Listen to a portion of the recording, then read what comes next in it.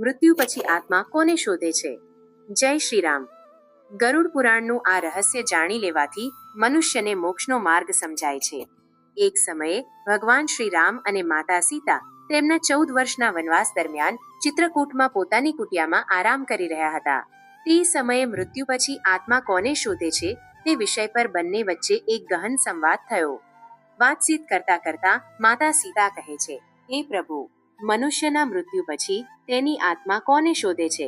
પોતાની માતાને, પુત્રને કે પછી પોતાના જીવનસાથીને? ત્યારે ભગવાન શ્રીરામ કહે છે, હે દેવી સીતે, તમે આ પ્રશ્ન પૂછીને સમસ્ત માનવ જાતિનું કલ્યાણ કર્યું છે. હું તમને આ પ્રશ્નનો ઉત્તર એક અત્યંત કલ્યાણકારી કથા દ્વારા આપવા જઈ રહ્યો છું.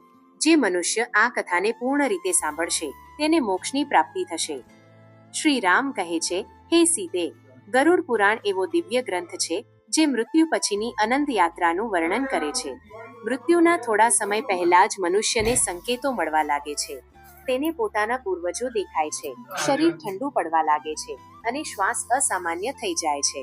જ્યારે આત્મા શરીરમાંથી બહાર નીકળે છે ત્યારે તેને તરત જ ખબર નથી પડતી કે તે દેહથી અલગ થઈ ગઈ છે.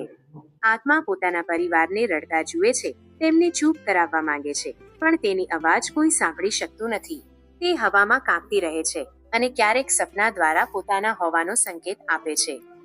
ભગવાન આગળ કહે છે, મૃત્યુ પછી આત્મા 13 દિવસ સુધી આ જ લોકમાં રહે છે. જો આત્મા પુણ્યશાળી હોય તો તે શાંતિ અનુભવે છે, પણ જો પાપી હોય તો યમદૂતો તેને ભયંકર યાતનાઓ આપે છે. 11 માંથી 13મા દિવસે જ્યારે પિંડદાન અને શ્રાદ્ધ વિધિ થાય છે ત્યારે જ આત્માને આગળની યાત્રા માટે ઉર્જા મળે છે. આત્મા કોને શોધે છે? માતા, પુત્ર કે જીવનસાથી? શ્રીરામ કહે છે, હે દેવી, આત્માનો સંબંધ લોહીના સંબંધો કરતા મોહ અને ભાવના પર વધુ નિર્ભર છે. મૃત્યુ પછી આત્મા તેને જ શોધે છે જેની સાથે તેનો મોહ સૌથી ઊંડો હોય છે. જો કોઈ વ્યક્તિનો પોતાની માતા પ્રત્યેનો પ્રેમ અત્યંત ઊંડો હોય તો આત્મા મૃત્યુ પછી પણ માતાની મમતાને શોધતી ફરે છે.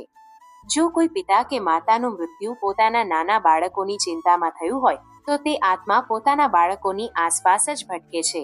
જીવનસાથી: જો પતિ પત્ની વચ્ચે પ્રેમ અતૂટ હોય અને કોઈ વાત અધૂરી રહી ગઈ હોય તો આત્મા પોતાના જીવનસાથીને શોધે છે અને તેની પીડા અનુભવે છે.